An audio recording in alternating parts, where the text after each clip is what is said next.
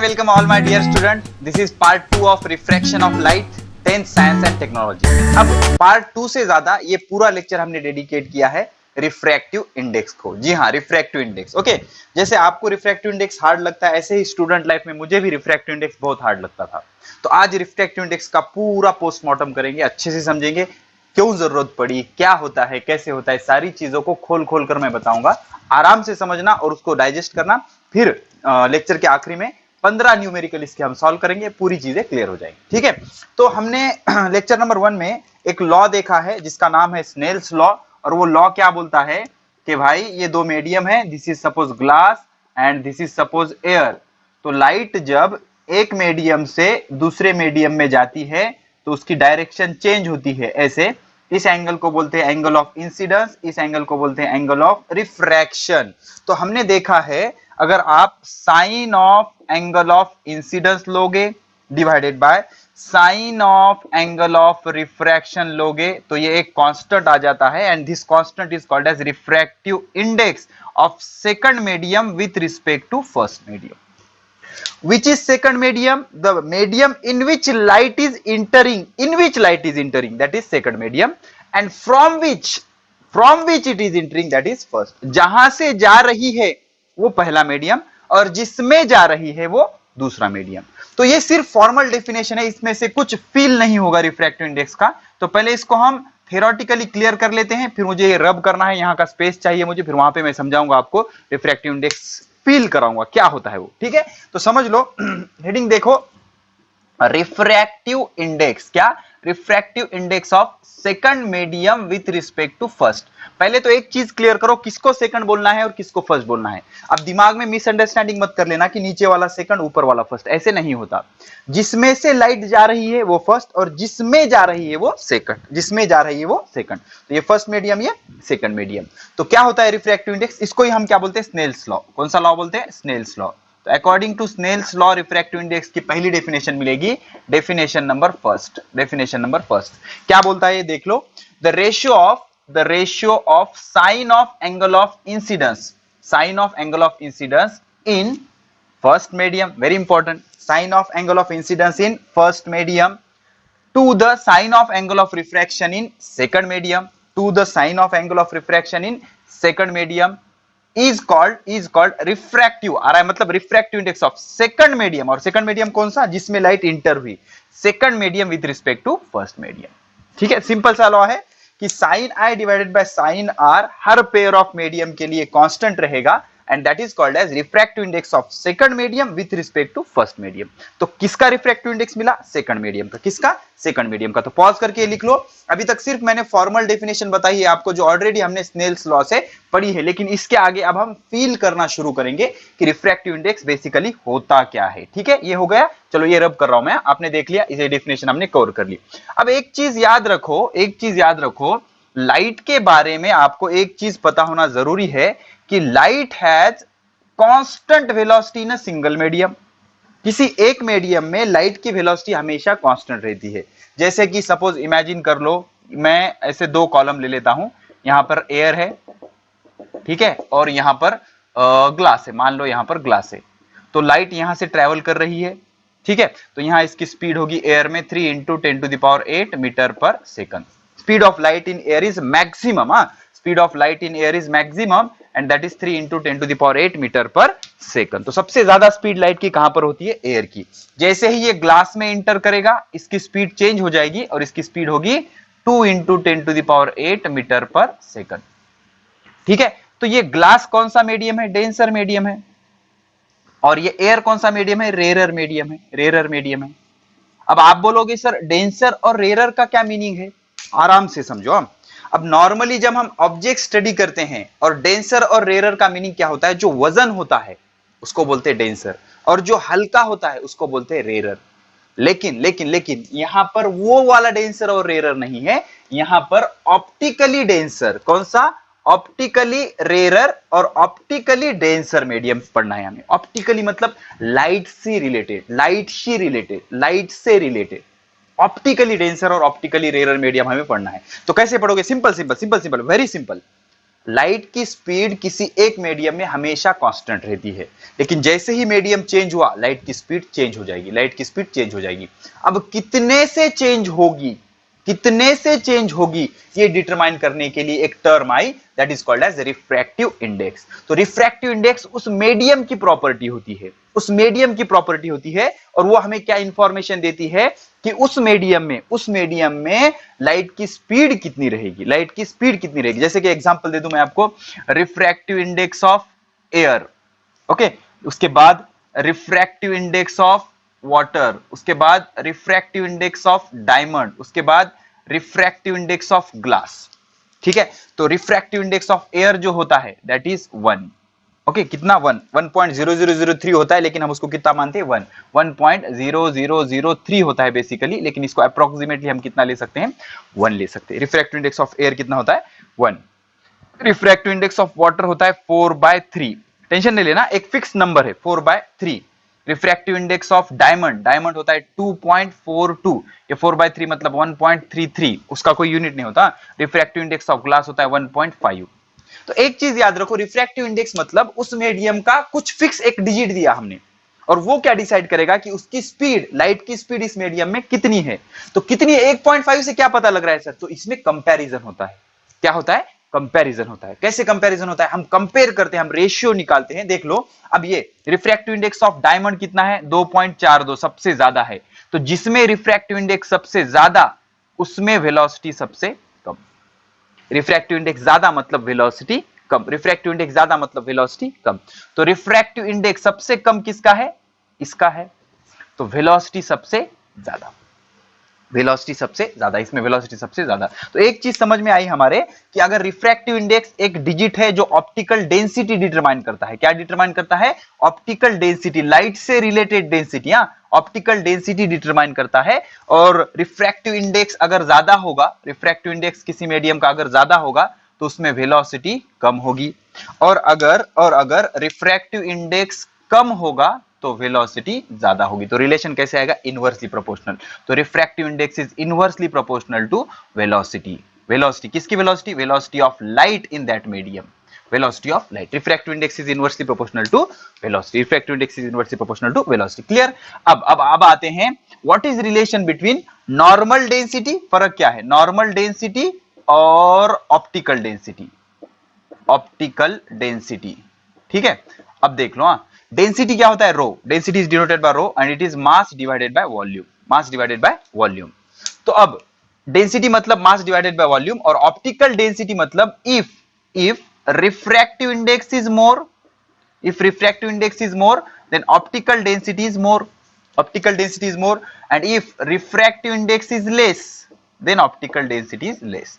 तो optical density कौन decide करता है, refractive index। जैसे कि 3 example, refractive index of air 1.0003, refractive index of water 1.33, refractive index of glass 1.5, refractive index of diamond 2.42। तो अब कौन सा ऑप्टिकल डेंसर मीडियम है, ऑप्टिकल डेंसर मीडियम है, ऑप्टिकल डेंसर मीडियम है डायमंड। कौन सा, डायमंड। व्हाई, बिकॉज इसका रिफ्रैक्टिव इंडेक्स सबसे ज्यादा है। तो रिफ्रैक्टिव इंडेक्स जिसका ज्यादा होगा वो डेंसर मीडियम होगा, जिसका रिफ्रैक्टिव इंडेक्स कम होगा वो रेयर मीडियम होगा। तो क्या सर ऑप्टिकल डेंसिटी और ऑप्टिकल डेंसिटी और नॉर्मल डेंसिटी का कोई रिलेशन होता है क्या, बिल्कुल रिलेशन नहीं होता। ऑप्टिकल डेंसिटी और नॉर्मल डेंसिटी का कोई रिलेशन नहीं होता। मतलब अगर ऑप्टिकल डेंसिटी ज्यादा है तो हम क्या बोल सकते, सॉरी, अगर डेंसिटी ज्यादा है, if density is more, if density is more, तो इसका क्या रिफ्रैक्टिव इंडेक्स भी ज्यादा होगा, नहीं, गलत, ऐसे कभी नहीं होता। डेंसिटी का और ऑप्टिकल डेंसिटी का कोई लेना देना नहीं। एक एग्जांपल बता दूं मैं आपको, देख लो, यहां पर मैं एक्सप्लेन करता हूं। Medium with low refractive index, जिसका रिफ्रैक्टिव इंडेक्स लो होगा, is known as optically rarer medium. उसको क्या बोलेंगे, ऑप्टिकली रेरर मीडियम। अब जो ऑप्टिकली रेरर मीडियम रहेगा उसमें वेलोसिटी लाइट की कैसे रहेगी, मैक्सिमम रहेगी। वेलोसिटी कैसे रहेगी, मैक्सिमम रहेगी। जैसे कि एयर, ग्लास, ये मीडियम में लाइट की वेलोसिटी कैसे होती है, मैक्सिमम होती है। If medium with high refractive index, जिस मीडियम, रिफ्रैक्टिव इंडेक्स मतलब एक कांस्टेंट है, ज्यादा टेंशन नहीं लेने का, okay. Medium with high refractive index is called optically denser medium. अगर रिफ्रैक्टिव इंडेक्स ज्यादा है तो उसको बोलेंगे optically denser medium. For example diamond, for example diamond. अगर density higher not means that refractive index higher, समझ रहे हो, डेंसिटी अगर हाई होगी तो रिफ्रैक्टिव इंडेक्स हाई, ऐसे कभी नहीं होता।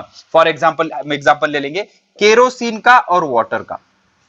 अब जब केरोसिन वाटर में डाला जाता है तो वाटर सारा नीचे होता है, वाटर नीचे होता है और केरोसिन उसके ऊपर फ्लोट करता है, तो केरोसिन की डेंसिटी कम होती है, केरोसिन की डेंसिटी कम होती है, वाटर की डेंसिटी ज्यादा होती है, वाटर की डेंसिटी ज्यादा होती है। लेकिन अगर आप रिफ्रैक्टिव इंडेक्स की बात करोगे तो वाटर का रिफ्रैक्टिव इंडेक्स होता है 1.33 और केरोसिन का रिफ्रैक्टिव इंडेक्स होता है 1.39। समझ रहे हो? तो केरोसिन का रिफ्रैक्टिव इंडेक्स क्या आया? ज्यादा है। अब केरोसिन की जो डेंसिटी थी मास अपॉन वॉल्यूम वाली, वो तो कम है लेकिन डेंसिटी ज्यादा है, तो ऑप्टिकल डेंसिटी ज्यादा है। तो ऑप्टिकल डेंसिटी ज्यादा है मतलब speed of light in kerosene, speed of light in kerosene. अब जिसकी डेंसिटी ज्यादा उसमें velocity come, optical density is less than speed of light in water. तो अगर आपसे पूछा जाए कि बताओ केरोसिन और वाटर दोनों में से लाइट किस में फास्ट ट्रेवल करेगा, तो आप दो क्वेश्चन पूछना। एक, डेंसिटी किसकी ज्यादा है? Density of water is greater than density of kerosene. लेकिन इससे कोई मतलब नहीं, इससे हम नहीं बता सकते कि लाइट की स्पीड किस में ज्यादा है। तो लाइट की स्पीड अगर आपको बतानी है तो आपको क्या पूछना पड़ेगा? रिफ्रैक्टिव इंडेक्स किसका ज्यादा है? तो रिफ्रैक्टिव इंडेक्स केरोसिन का है 1.39, वाटर का है 1.33। तो आप बोलोगे refractive index of kerosene is greater than refractive index of water. This is symbol of refractive index, this is not an, this is eta. ये क्या होता है? ईटा होता है, ठीक है। तो आप बोलोगे रिफ्रैक्टिव इंडेक्स केरोसिन का ज्यादा है, रिफ्रैक्टिव इंडेक्स वाटर का कम है, बिकॉज 1.39 होता है केरोसिन का, 1.3 होता है वाटर का। Of course 1.39 is greater than 1.3।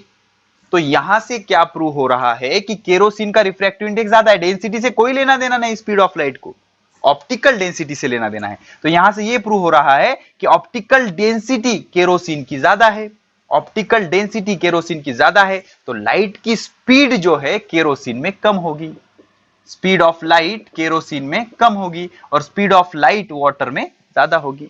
तो स्पीड ऑफ लाइट बताने के लिए आपको डिसाइड करना पड़ेगा कि मीडियम ऑप्टिकली डेंसर है या ऑप्टिकली रेरर है, और ऑप्टिकली डेंसर और ऑप्टिकली रेरर मीडियम का नॉर्मल डेंसिटी से कोई लेना देना नहीं है। तो अगर आपको स्पीड डिटरमाइन करनी है तो एक कांस्टेंट कंसीडर करना होता है, and that constant is called as refractive index. उस कांस्टेंट को क्या बोलते हैं? Refractive index. क्या बोलते हैं? Refractive index. Okay, let me give you the some examples. Okay, for example suppose air के बाद क्या लेंगे हम? आइस के बाद वाटर। ओके, वाटर के बाद लेंगे अल्कोहल के बाद लेंगे केरोसिन। समझने के लिए सिर्फ फील दिला रहा हूं मैं, आराम से समझो। केरोसिन के बाद ले लेंगे बेंजीन, फिर ले लेंगे ग्लास। कौन सा ग्लास? क्राउन ग्लास का टाइप होता है यहाँ, क्राउन ग्लास। और लास्टली ले लेंगे, चलो क्या ले लेंगे? डायमंड ले लेंगे। चलो खत्म, डायमंड। अब इसमें से कुछ रिफ्रैक्टिव इंडेक्स मुझे याद है, जैसे कि प्रॉब्लम सॉल्व करके एयर का मुझे याद हो गया 1.003 अप्रोक्सीमेटली, इसको 1 लेते हैं। वाटर का मुझे याद है 1.33, केरोसिन का भी याद हो गया मुझे 1.39, बेंजीन का 1.5 याद है मुझे, ग्लास का होता है 1.52 और डायमंड का होता है 2.42। अल्कोहल का कितना है? अल्कोहल का है 1.36। याद रखने की जरूरत नहीं है, सिर्फ मैं आपको फील दिला रहा हूं। और आइस का होता है 1.31। ठीक है, अब आपसे पूछा जाएगा, ये इतना डेटा देगा आपसे और आपको बोलेगा कि बताओ लाइट की स्पीड किसमें ज्यादा है किसमें कम है। तो लाइट की स्पीड बताते वक्त आराम से समझो, लाइट की स्पीड बताते वक्त आपको ऑप्टिकल डेंसिटी चेक करनी होगी। कौन सी? ऑप्टिकल डेंसिटी चेक करनी होगी। डेंसिटी का कोई मतलब नहीं होगा, डेंसिटी से कोई रिलेशन नहीं, ठीक है। तो ऑप्टिकल डेंसिटी चेक करनी होगी, मतलब आपको क्या चेक करना पड़ेगा? Refractive index. क्या चेक करना पड़ेगा? Refractive index. More is the refractive index, more is optical density. Less is refractive index, less is optical density. और जितनी ऑप्टिकल डेंसिटी ज्यादा होगी उतनी वेलोसिटी ऑफ लाइट कम होगी, जितनी ऑप्टिकल डेंसिटी ज्यादा होगी उतनी वेलोसिटी ऑफ लाइट कम होगी। तो सबसे ज्यादा रिफ्रैक्टिव इंडेक्स किसका है? डायमंड का है। रिफ्रैक्टिव इंडेक्स डायमंड का मैक्सिमम है। तो सबसे ज्यादा ऑप्टिकली डेंसर कौन है? ऑप्टिकली डेंसर, सबसे ज्यादा optically denser, most optically denser कौन है? डायमंड। तो स्पीड भी सबसे कम होगी लाइट की डायमंड में, speed is least in diamond. तो जिसका रिफ्रैक्टिव इंडेक्स सबसे ज्यादा उसकी स्पीड सबसे कम, और एयर का रिफ्रैक्टिव इंडेक्स सबसे कम है, तो इस वजह से इसकी स्पीड भी, इसमें स्पीड भी लाइट की क्या होगी? सबसे maximum, that is 3 × 10⁸ metre per second. I hope अभी आपको रिफ्रैक्टिव इंडेक्स और ऑप्टिकल डेंसिटी का कंसेप्ट समझ में आया होगा। ठीक है, तो ऑप्टिकल डेंसिटी पता करनी होती है स्पीड डिटरमाइन करने के लिए। जितनी ज्यादा ऑप्टिकल डेंसिटी होगी उतनी कम स्पीड होगी, और ऑप्टिकल डेंसिटी डिटरमाइन करने के लिए हम एक कांस्टेंट लेते हैं, that constant is called as refractive index. उसको क्या बोलते हैं? Refractive index. अब आराम से समझना। तो क्या होता है देख लो, refractive index is inversely proportional to velocity. Agree करते हो? Velocity, refractive index is inversely proportional to velocity. ठीक है, तो अब refractive index is inversely proportional to velocity अगर आ गया, तो refractive index of second medium, refractive index of second medium with respect to first medium, with refractive index of second medium with respect to first medium is equal to velocity in first medium divided by velocity in second medium. Second का second, first का first. ठीक है, first second medium कैसे decide होता है? This is medium first, this is medium second. ये normal light ऐसे incident होती है, ऐसे बेंड हो जाती है। This is angle of incidence, this is angle of diffraction. तो इस मीडियम में इसकी स्पीड कांस्टेंट होगी, इस मीडियम में इसकी स्पीड है v1, इस मीडियम में इसकी स्पीड है v2। तो refractive index of second medium with respect to first is equal to velocity of medium in velocity of light in first medium to velocity of light in second medium. मतलब जिस medium का आप refractive index निकाल रहे हो उसकी velocity नीचे आनी चाहिए, उसकी वेलोसिटी नीचे आनी चाहिए। तो the ratio of magnitude of velocity in first medium, magnitude of velocity in first medium to the magnitude of velocity in second medium, magnitude of velocity in second medium, magnitude of velocity in second medium is called refractive index of second medium with respect to first, is called refractive index of second medium with respect to first. So the ratio of velocity of light in first medium to the velocity of light in second medium, magnitude सिर्फ magnitude, speed is called refractive index of second medium with respect to first medium. ठीक है, अब यहाँ पर एक बहुत ही important note लिखी है, अच्छे से समझना उसको। क्या बोलता है? velocity is a vector quantity, velocity is a vector quantity, it has magnitude and direction। इसको क्या क्या होता है? मैग्नीट्यूड और डायरेक्शन होता है। वेलोसिटी वेक्टर है, मैग्नीट्यूड और direction. In definition of refractive index we consider magnitude of velocity that is speed. तो इसमें हम सिर्फ मैग्नीट्यूड लेंगे, डायरेक्शन से कोई लेना देना नहीं है, बिकॉज रिफ्रैक्टिव इंडेक्स एक रेशियो है, वो स्केलर क्वांटिटी है। Okay, velocity of light. Okay, अब देख लो, velocity of light in a medium depends on physical condition of medium and frequency of light. तो जो वेलोसिटी होती है लाइट की मीडियम में डिपेंड होगी किस पे? फिजिकल कंडीशन, मतलब मीडियम का टेम्परेचर क्या है, मीडियम की डेंसिटी क्या है, इन सारी चीजों पे डिपेंड करेगी, और लाइट की फ्रीक्वेंसी क्या है इस पे डिपेंड करेगी। तो velocity of light different in different medium, अलग अलग मीडियम में अलग अलग होती है, and depends on colour of light. और काय पे डिपेंड करती है? कलर ऑफ लाइट पे, बिकॉज कलर चेंज हो गया तो फ्रीक्वेंसी चेंज हो जाएगी, और फ्रीक्वेंसी चेंज हो गया तो वेलोसिटी चेंज हो जाएगी। ओके, ये और डिटेल में पढ़ेंगे रेनबो के बाद आखिरी में। ठीक है, तो इतनी चीजें यहां पर हमने खत्म कर ली। ओके, अब मुझे क्या करना है? कुछ प्रैक्टिस लेनी है आपकी, अच्छे से समझो। अब आई होप कि आपको रिफ्रैक्टिव इंडेक्स अभी समझ में आ गया होगा। तो रिफ्रैक्टिव इंडेक्स क्या है? ऑप्टिकल डेंसिटी डिटरमाइन करने के लिए एक पैरामीटर है। ऑप्टिकल डेंसिटी क्यों डिटरमाइन करनी है? एक मीडियम की ऑप्टिकल डेंसिटी अगर हाई है तो इसका मीनिंग है कि उसमें वेलोसिटी ऑफ लाइट कम है।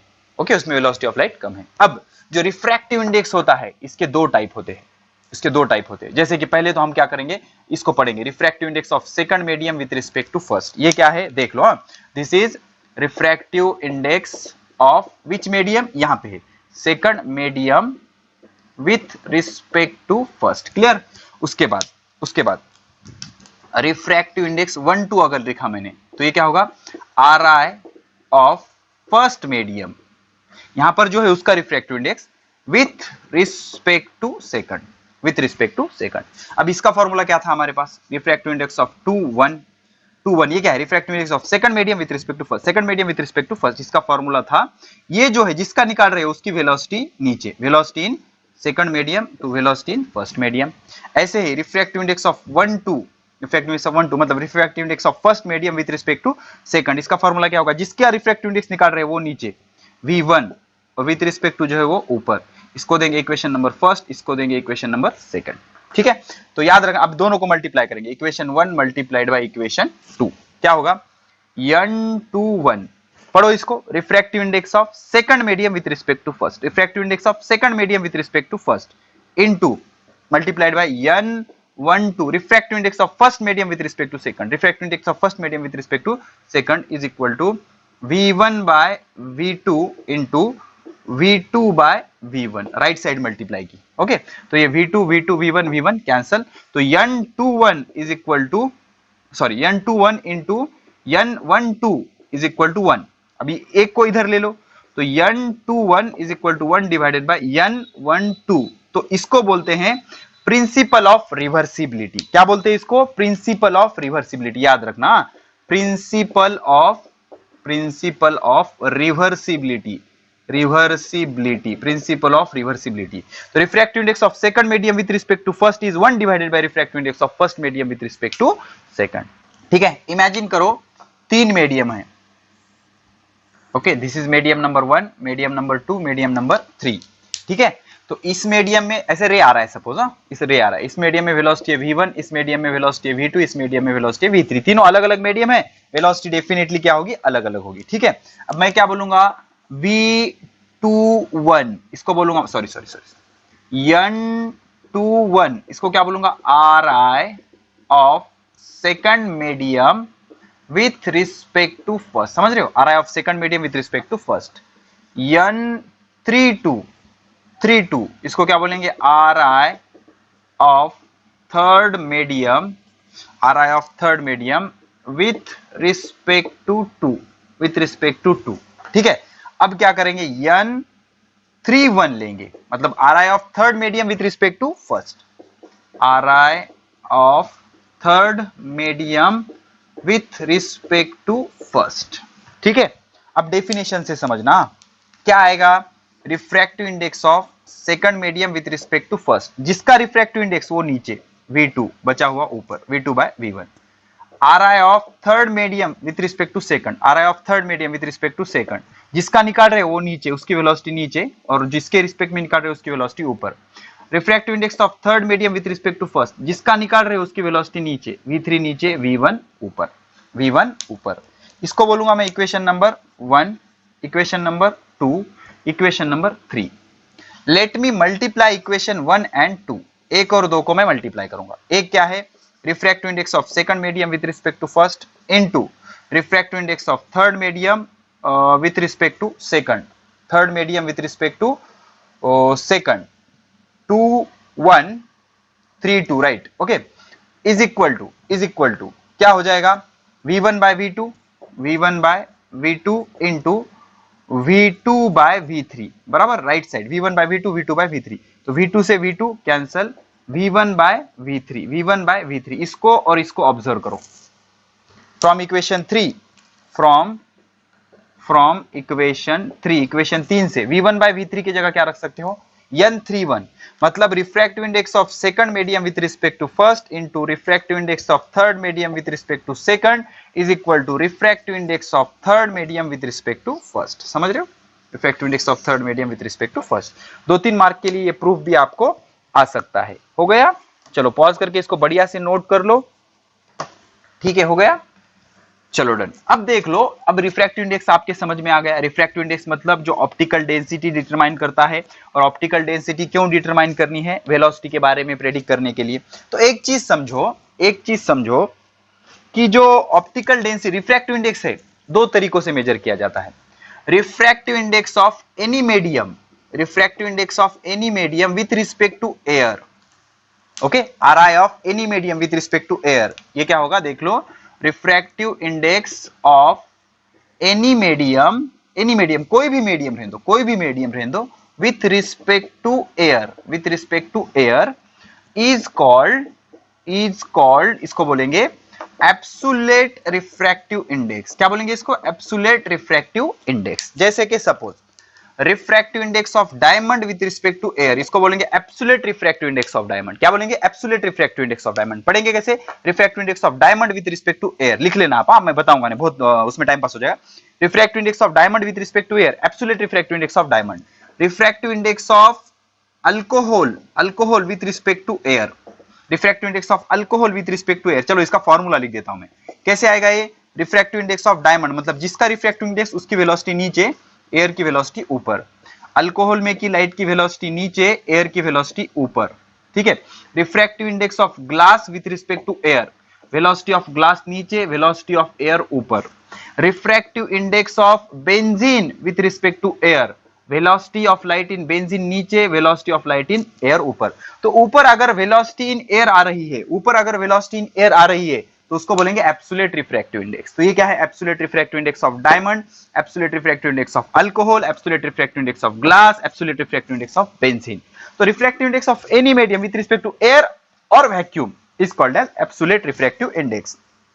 अगर आप with respect to other medium रहा तो उसको बोलेंगे रिलेटिव रिफ्रैक्टिव इंडेक्स। जैसे कि refractive index of medium 1 with respect to medium 2 other than air, other than air, air के बजाय दूसरा कुछ भी ले लो, is called as relative refractive index. इसको क्या बोलेंगे? Relative refractive index. जैसे कि refractive index of glass with respect to diamond, ये रिलेटिव रिफ्रैक्टिव इंडेक्स। यहां पर एयर है क्या? नहीं। तो इसको कैसे लिखोगे? जिसका रिफ्रैक्टिव इंडेक्स निकाल रहे हो उसको नीचे ले लो, velocity in glass, velocity in diamond. Okay, तो refractive index of alcohol with respect to glass, तो कैसे निकालोगे? Refractive index of alcohol with respect to rod, velocity of alcohol, velocity in glass. यहां का जो होता है वो ऊपर चला जाता है। तो इसमें एयर है क्या? नहीं है। तो इसको बोलेंगे रिलेटिव रिफ्रैक्टिव इंडेक्स। समझ में आया? तो इस तरह से रिफ्रैक्टिव इंडेक्स अगर आप विथ रिस्पेक्ट टू एयर निकाल रहे हो किसी भी मीडियम का तो उसको बोलेंगे एब्सोल्यूट रिफ्रैक्टिव इंडेक्स। और अगर आप रिफ्रैक्टिव इंडेक्स किसी भी मीडियम का दूसरे मीडियम के साथ निकाल रहे हो जो कि अदर देन एयर है तो उसको बोलेंगे क्या बोलेंगे उसको? That is called as relative refractive index. Okay, अब इसके बाद क्या करेंगे? हम एक ग्लास प्लेट लेंगे, आराम से समझो। एक ग्लास प्लेट ले लेंगे, एक कंसेप्ट पढ़ा रहा हूं मैं आपको, अच्छे से देख लो। एक ग्लास प्लेट ले लेंगे। Okay, this is the glass. Okay, suppose imagine करो ये ग्लास है। अब क्या हो रहा है? इस पे एक इंसिडेंट रे इंसिडेंट हो रहा है ऐसे ऑब्लिकली। ओके, इसको बोलेंगे इंसिडेंट रे। सिंपल सिंपल समझना, ये क्या है? इंसिडेंट रे, समझ रहे हो? इंसिडेंट रे, ठीक है। अब यहां पर मैं एक नॉर्मल ड्रॉ करूंगा, नॉर्मल ड्रॉ करूंगा, नॉर्मल ड्रॉ करूंगा। तो ये हो गया angle of incidence i, angle of incidence i. अब एक चीज समझना, एक रूल क्लियर कर लेते हैं, एक रूल क्लियर कर लेते हैं, आराम से देखो। ओके, ये नॉर्मल पहले ही ड्रॉ कर लेता हूं मैं, नॉर्मल पहले ही ड्रॉ कर लेता हूं, नॉर्मल पहले ही ड्रॉ कर लेता हूं। ओके, इमेजिन करो ये मीडियम 1 है, ये मीडियम 2 है, ये रेरर मीडियम है, ये रेरर मीडियम है और ये डेंसर मीडियम है। तो याद रखना, जब लाइट रेरर मीडियम से डेंसर में जाती है तो नॉर्मल की तरफ बेंड होती है। ओके, ये हो गया एंगल ऑफ इंसिडेंस, ये हो गया एंगल ऑफ रिफ्रैक्शन। अब इधर बेंड हुई मतलब I is greater than R, समझ रहे हो? एंगल ऑफ इंसिडेंस ज्यादा होता है, एंगल ऑफ रिफ्रैक्शन कम होता है। तो when light travel from rarer to denser medium, bend towards the normal,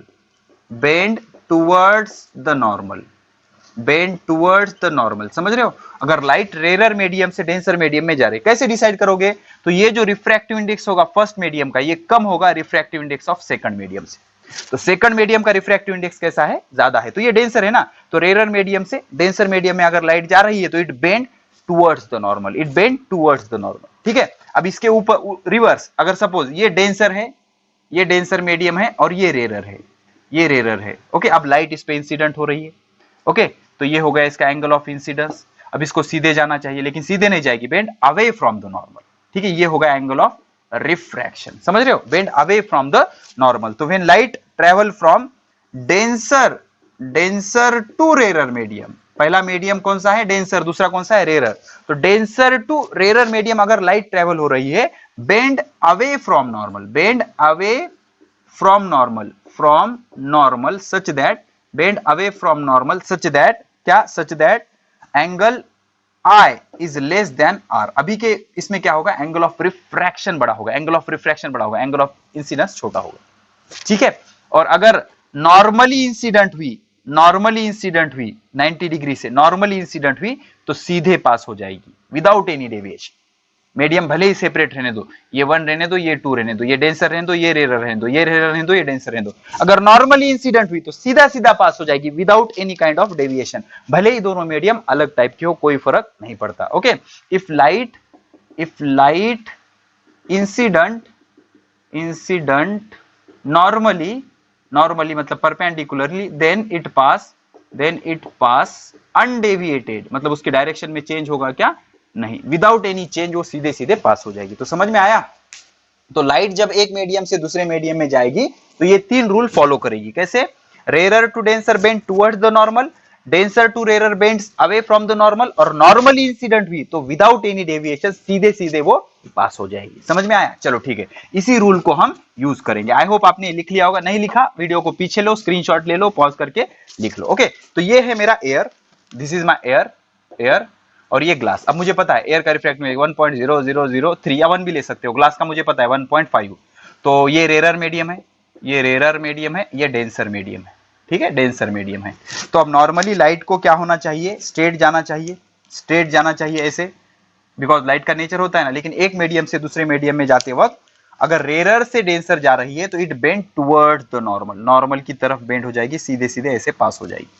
ठीक है, ये लाइट ऐसे पास हो गई, तो ये होगा मेरा एंगल ऑफ रिफ्रैक्शन। क्या होगा? Angle of refraction. ओके, तो अब ग्लास मीडियम में सीधे जाएगी बिकॉज एक ही मीडियम है। लेकिन अब देखो यहां पर भी क्या होगा? रिफ्रैक्शन होगा। मैं नॉर्मल ड्रॉ करता हूं यहां पर। Okay, let me draw the normal here also. Okay, यहाँ पे नॉर्मल ड्रॉ करने दो। ओके, ये नॉर्मल, ओके नॉर्मल। अब यहां पर ये होगा एंगल ऑफ इंसिडेंस, लेकिन ये लाइन और ये लाइन एक दूसरे से पैरेलल है, और ये ऐसी लाइन पैरेलल हो रही, तो यहाँ पे झड़ बन रहा है, देखो झड़, तो झड़ में अल्टरनेट एंगल बनेंगे। अगर ये आर है तो ये भी क्या हो जाएगा? इस बार आर हो जाएगा। तो नॉर्मली लाइट को ऐसे स्ट्रेट जाना चाहिए, लेकिन डेंसर टू रेयर, अब ये क्या था? Rare to denser. अब क्या है? डेंसर टू रेयर, नीचे भी हवाई है ना, ओके, ये रेयर। ओके, तो डेंसर टू रेयर क्या होगी? Bend away from the normal से अवे बेंड हो जाएगी ऐसे। तो अब की बार ये आएगा एंगल ऑफ इमर्जेंस। रिफ्रैक्शन ही होगा, लेकिन इसको बोलेंगे angle of immersion, because light emerge हो रही है ना। तो अगर मैं इसको ऐसे सामने ग्रो करूंगा ऐसे, अगर आप स्केल से डायग्राम निकालोगे एग्जैक्ट, तो ये दोनों क्या आ जाएंगे? पैरेलल आ जाएंगे। क्या आ जाएंगे? पैरेलल आ जाएंगे। दोनों रे क्या आ जाएंगे? पैरेलल। तो इसको बोलेंगे इंसिडेंट रे, इसको बोलेंगे रिफ्रैक्टेड रे। कौन सा रे? रिफ्रैक्टेड रे। इसको बोलेंगे इमर्जेंट रे। क्या बोलेंगे? इमर्जेंट रे। ठीक है, इसको बोलेंगे एंगल ऑफ इंसिडेंस। ओके, इसको बोलेंगे एंगल ऑफ रिफ्रैक्शन,